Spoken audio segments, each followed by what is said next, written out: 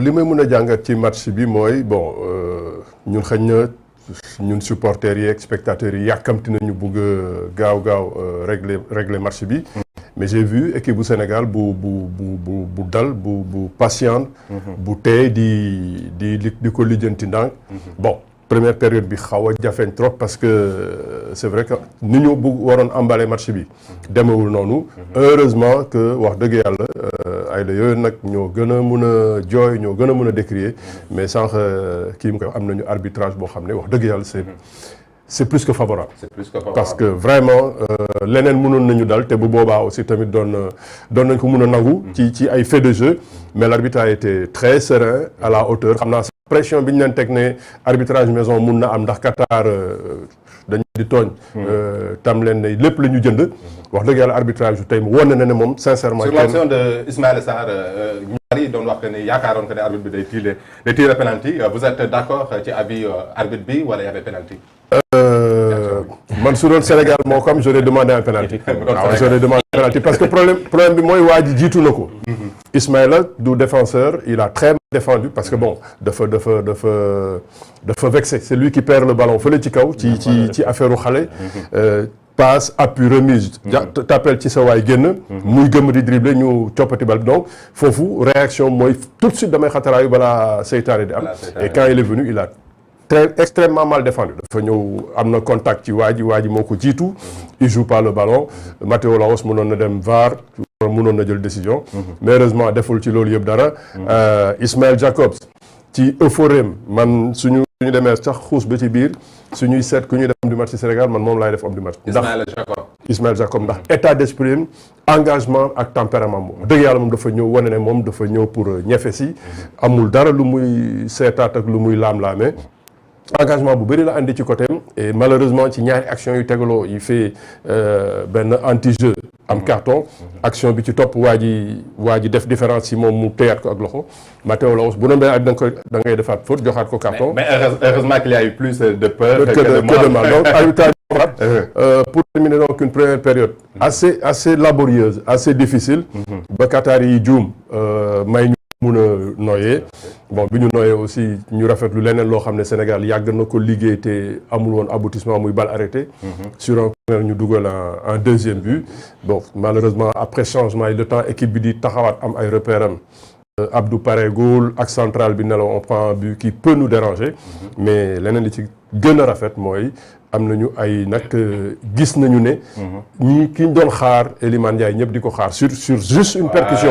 wane na ne war nañu mun a andil li ñu manqué. bon donc il a fait benn action d'éclat boo xam ne moom loolu la tàmm. même fa muy joué bu déparé dara mënu ko te gis nañu wax vraiment aussi benn aisance ak bal bu bëri boo xam ne équipe bi soxla na ko pour bal yi mun di génn. le troisième but de Bamba Dieng l'entrée de Bamba Dieng. Le troisième but il est même si Bamba le marque il est vraiment pour Elimane Ndiaye. donc c'est celui qui amène tout.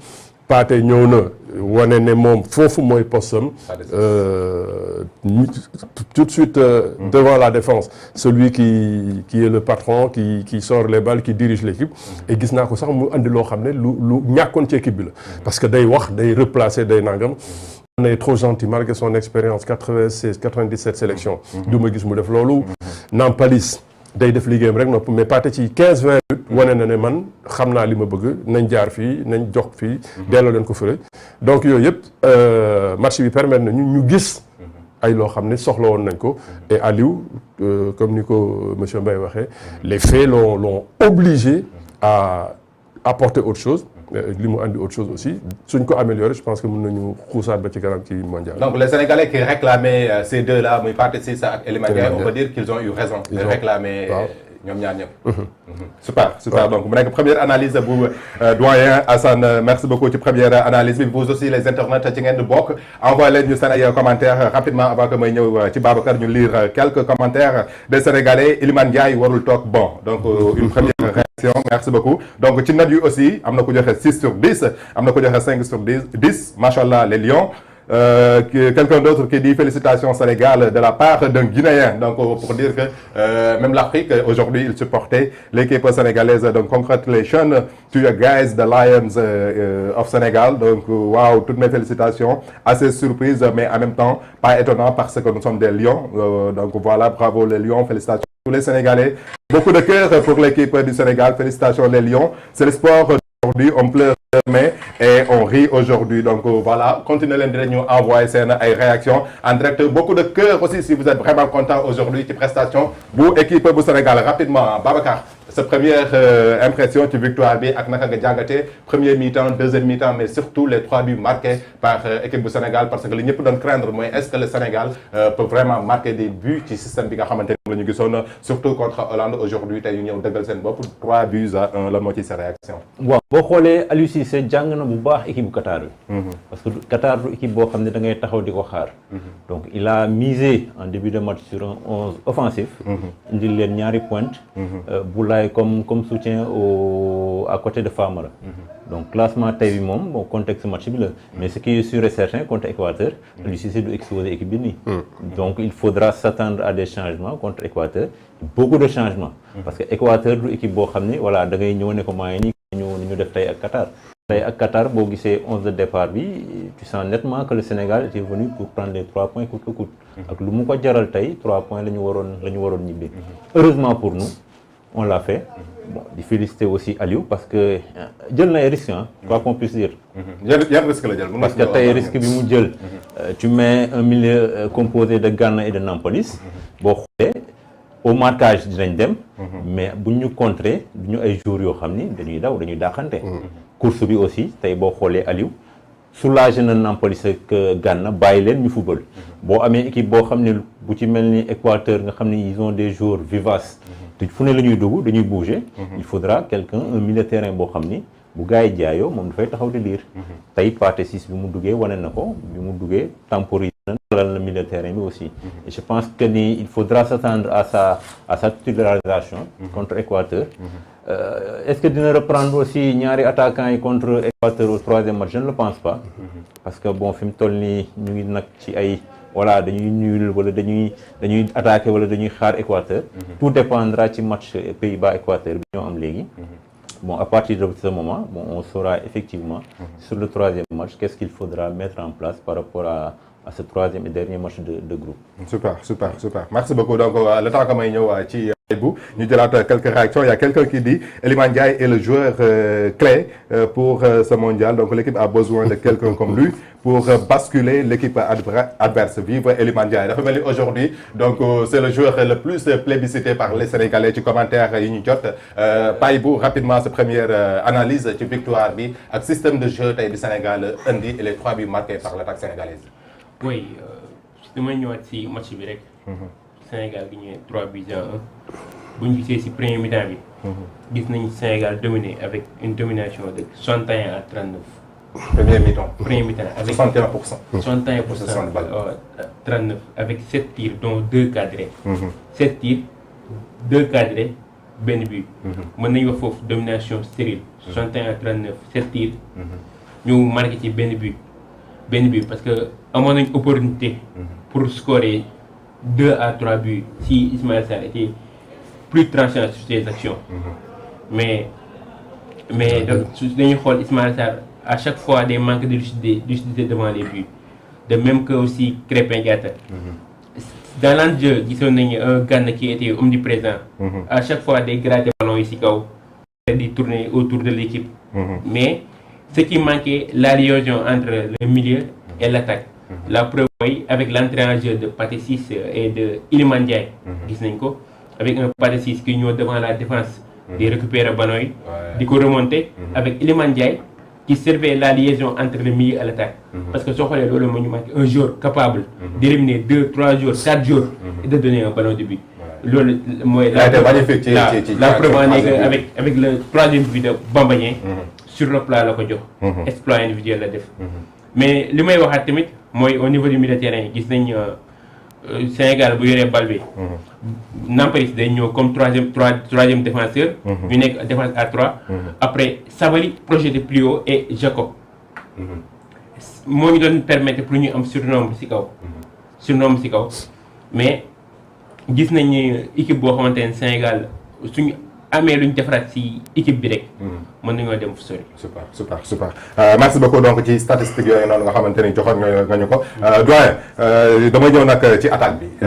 le duo Boulaye Famara Sénégal aussi dañu amoon problème vraiment attaque à l'absence de Sadio Mané donc maa ngi gis ci commentaire yi ñu ne Elimane Ndiaye ba devenir notre Sadio Mané donc ci li des ci coupe du monde bi mais ce duo là Boulaye ak Famara naka nga ko gisee ak deux buts yu nga xamante ni ku ci nekk dugal na ko par rapport à l'attaque de l'équipe du Sénégal.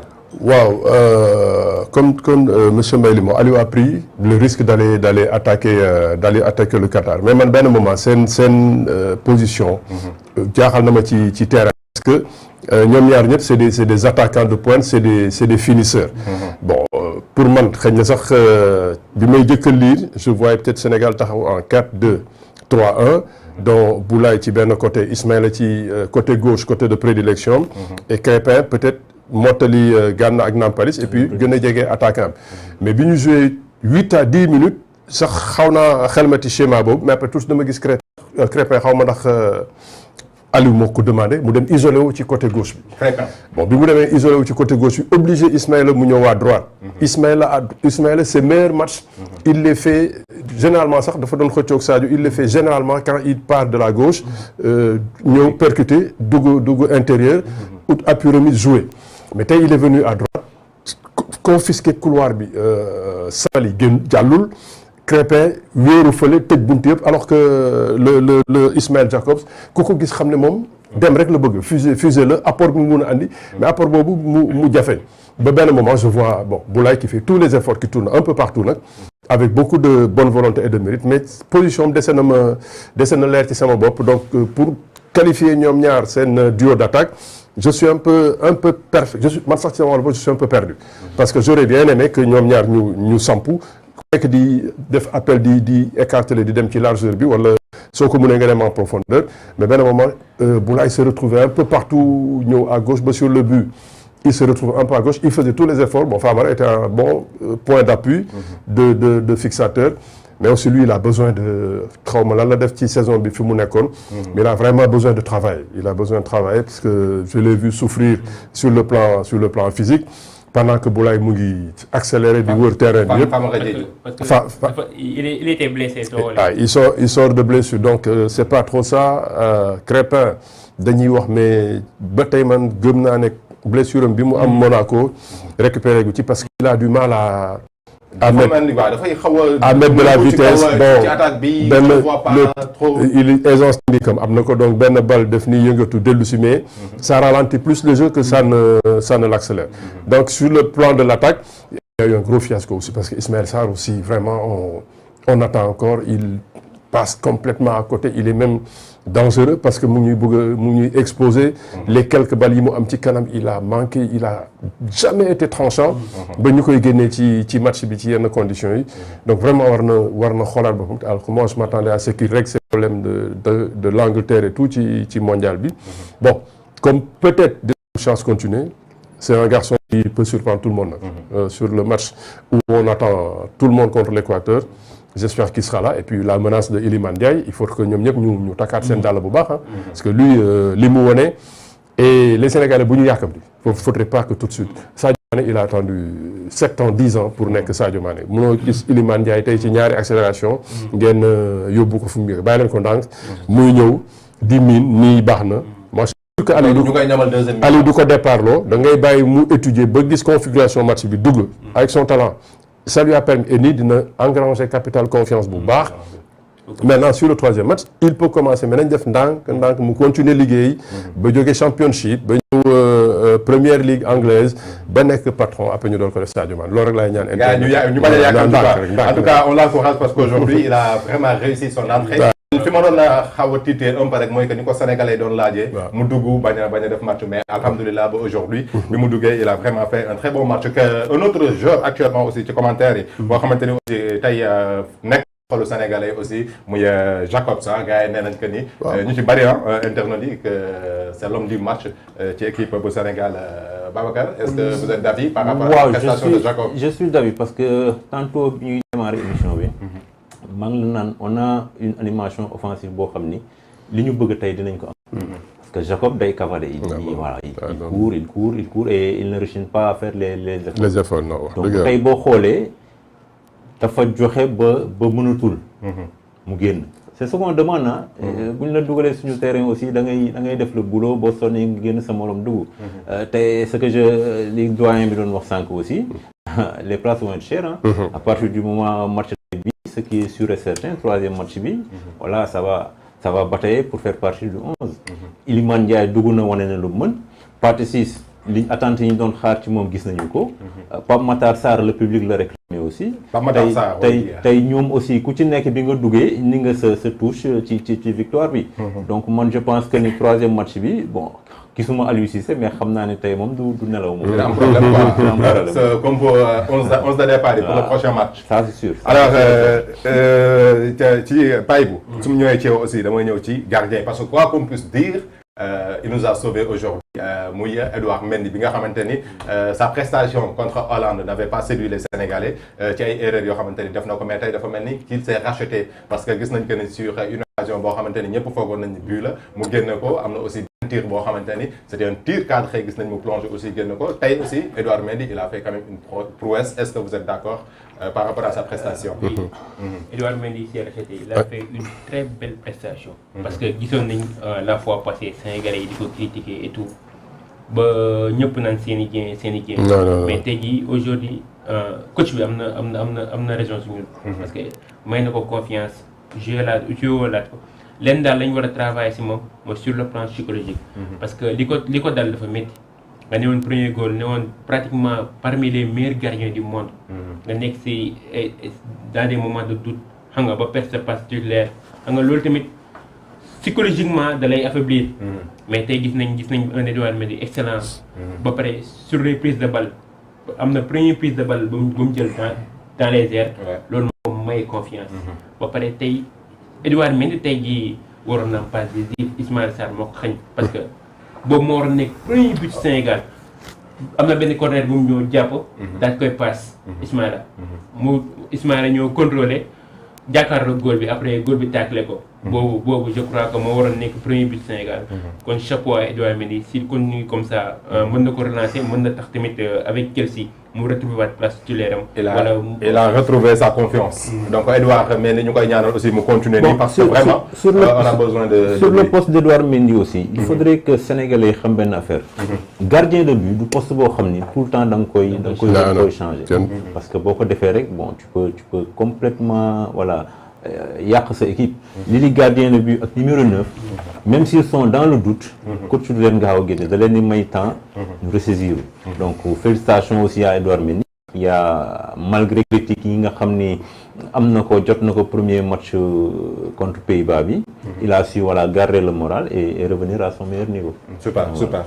Donc en attendant on le rappelle amis internautes de Sénégal 7 le Sénégal a battu aujourd'hui 3-1 l'équipe du Qatar alors bien vrai que ni am na ñuy wax que ni ci commentaire yi c'est Qatar qu'on a battu donc grande finale bi c'est contre Équateur mais pour le moment on reste optimiste vu aujourd'hui prestation bu équipe bu Sénégal mais par contre n'oublions pas que le Sénégal a encaissé un but. Assane dama bëgg aussi ci but bi nga xamante ne Sénégal encaisse na ko parce que à un moment donné ñun ñëpp bi ñuy seetaan on se disait que ni ñu gisee ak joueurs yi du jouer ñu sëpp leen on sentait nettement que le but allait venir alors pourquoi sur le terrain ñun les joueurs ils n'ont pas senti ça bu ko defee ñu defaraat seen taxawaay wala le coach ci banc bi gisul que ne actuellement Qatar mu ngi nekk di dominer Sénégal et que lii nii bu continuer but dafa ñëw forcément mu def benn réaction ak Koulibaly parce que on a vu que ne c'est ci centre la Koulibaly mënoon na mbëkk bal bi mais ba léegi dafa mel ni ci défense bi aussi des fois dañuy xaw a tiit wala dañuy xaw a patiner quoi qu'est-ce qui ne va pas doyen Assane. Ouais non mais bon tiit peut-être pas mais globalement sunu animation défensive mooy il faut ñu liggéeyaat ko bu baax parce que c'est benn but la ñu jël certes mais permettre nañu Qatar yi ñu bousculer ñu. yëgsi ci ñun ci après réflexion sax bi ma xoolaatee je suis pas loin de nommer Edouard Mendy homme du match ci Sénégal parce que génne na ñaari situation sur sa ligne yoo xam ne c'était des buts tout faits et loolu c'est parce que en défense on a manqué d'autorité ba waa ji ñeme ñu ba ñëw yëg suñu kaw.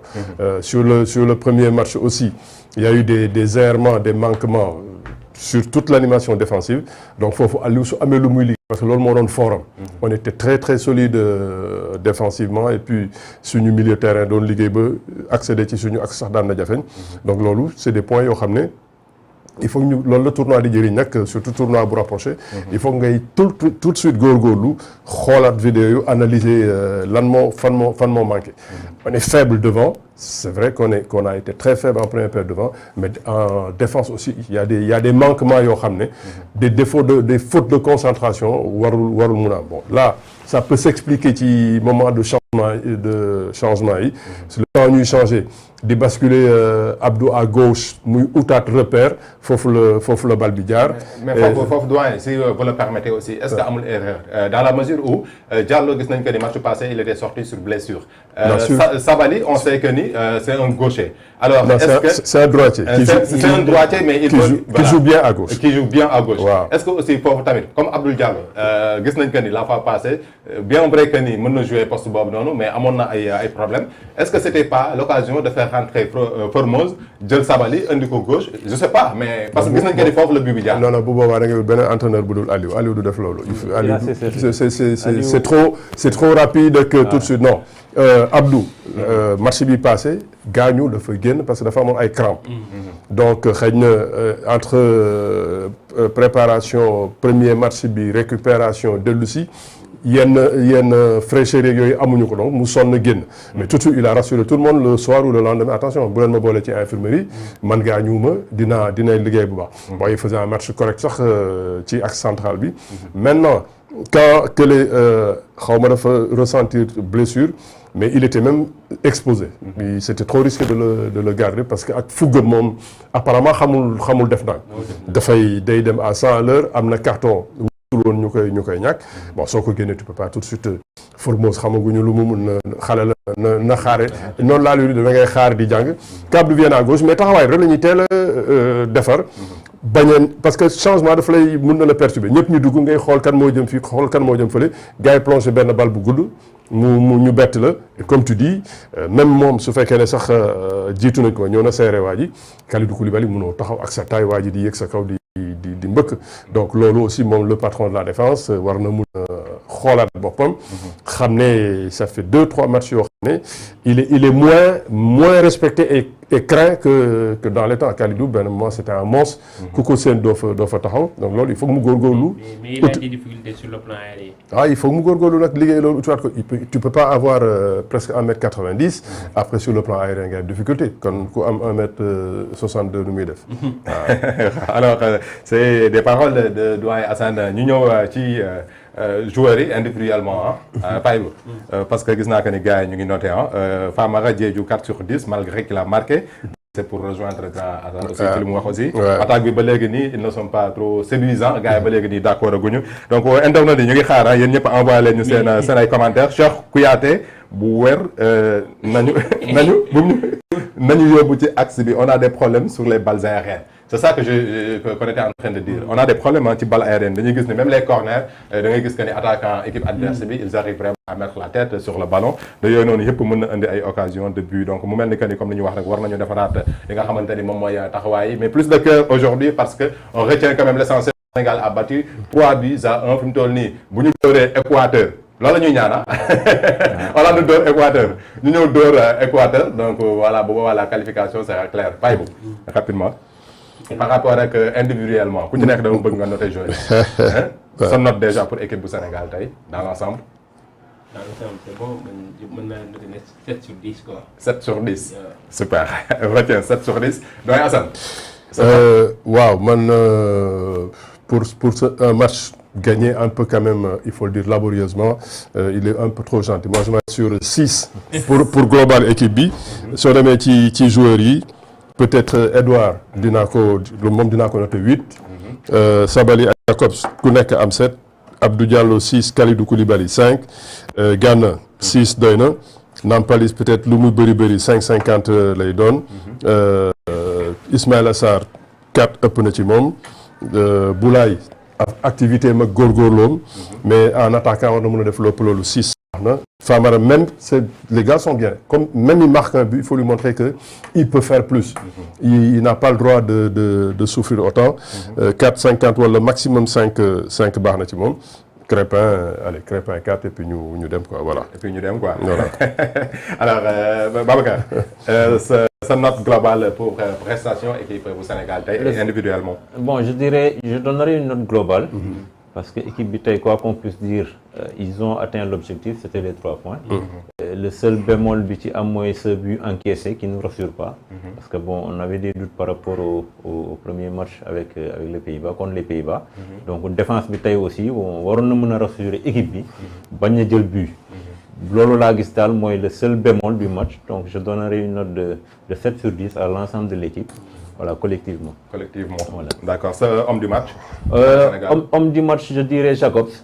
Parce que il nous a tay certitude yi ñu doon xaar wala assurance bi ñu soxla woon bi ñu Saliou Ciss indi lool tay on le retrouve si Jacobs malgré le fait que en première mi-temps Crépin dafa xaw a boucher son côté parce que Crépin tay li ñu doon xaar ci moom mooy bu Jacob di ñëw que mu mën a piquer dugg ci milieu bi mën a libérer couloir bi à défaut jouer ak moom en dédoublement il a une très bonne frappe Crépin mën na aussi di tenter di dóor ci camp yi bon Jacob tey moom bon vraiment bon voilà appréciation yi ñu amoon ci moom tey yëpp gis nañ ko malgré le fait que voilà en deuxième mi-temps il n'a pas pu finir le match bon, on espère que du dara lu grave par rapport ak sortem par rapport à certains. Merci beaucoup. Donc, note des internautes, 7 sur 10. Ada Tunka et Iliman Ndiaye, donc on le note 7 sur 10. Bamba Ndiaye, note globale de l'équipe, 5 sur 10. Donc, les Sénégalais aussi ne sont pas très rassurés pour le moment avant que nous projetons qui match prochain pour l'équipe du Sénégal face au Qatar. Parce que je pense que c'est une équation pour maintenir Doyen Hassan. War nañu ko aussi régler parce que man su ma jàppee bu baax premier but bu Sénégal Boulaye Dia moo ko dugal et je pense que ni c'est cafouillage la bu ñu xoolee comme ni nga ko waxee sànq bal bi ñëw mu dóor deuxième but bi sur balle arrêté mooy but bu Famara Diédhiou bi troisième but bi moo nekk kii individuel ni ñu koy waxee exploit individuel bu Elimane Ndiaye donc à part balle arrêté bi ak cafouillage bi donc véritablement ci benn but la xamante boo xam ni sur construction la bu naan ñoo ko dugaloon suñu bopp loolu aussi tamit est-ce que c'est rassurant non oui non parce que xam nga prochain match on a Qatar prochain match on n'a pas Qatar on a Équateur et quoi qu'on puisse dire sur les papiers équipe bu Équateur moo gën a c'est ce qu'on disait en début d'émission en début d'émission newoon naa la bu ñu xaar contenu bu rafet parce que contenu indiwul woon tey Sénégal ci match bi tey Sénégal li mu ñëwoon ci match bi mooy récupérer les 3 points parce que nu mu ko mën a récupérer mais il fallait gagner le contenu importait peu maintenant à tête reposée Aliou va analyser xool yi nga xam ni voilà mën na ci indi ay amélioration par rapport ak match contre Équateur mais ce qui est sûr match bi ñu génn tey contre Qatar du doon match nar a am en dernier contre l'Équateur parce que Équateur ils ont un jeu physique ba pare dañu vivace voilà il bouge il court un peu partout donc il faudra à tête reposée aussi staff bi bon ñu jéem a xool yan correction la ñu indi par rapport ak suñu 11 de départ ñu nar a am contre Équateur mais il faudrait pas que sénégalais yi xaar ay football bu rafet comme ni ko Espagne bi defee comme ni ko Brésil bi defee. mais la preuve suñu match contre Pays-Bas ñoo nañ joué on a perdu tenir ko mais on a perdu l'essentiel c'est de marquer les 3 points contre Équateur tamit ni ñu def patine ba am ak 3 points je pense que c'est mieux quoi mais il y a des erreurs à corriger quoi surtout am na erreur yoo xamante ne yi nga def tey contre Qatar boo ko contre Équateur surtout sur Valencia doyen le but de Qatar parce que Abdou Diallo dafa yéex a dem ci porteur ballon bi parce que défenseur moo def une passe vers ci excentré mu ñëw contrôler bal bi 30 secondes di xool ku muy passe kenn ñëwul ci dallu ci kaw loolu c'est des erreurs à corriger loolu moo ñu daloon contre Pays-Bas avec Deng téene bal bi def ay affaire am xool ku mu neex mu passe kenn ñëwul ci porteur am mais loolu animation défensive bi c'est à revoir et aussi Crépin Diatta tamit il faut mu retrouver automatisme gis nañ depuis retour blessure am Crépin bi ñu xamatuñ Crépin boobu noonu toujours day yor bal bi def ay affaire am genre yooyu noonu mu perte bal bi Crépin war nañu dugg à l'intérieur du jeu pour may ki nga xam ne mooy Ismaël Jacob pour mu def ay dédoublement wala muy dugg à l'intérieur pour alimenter l'attaque soo xoolee moo tax tey jii boo gisee ki ñu naan Boulaye Dia doon daw rek doon courir dans le vide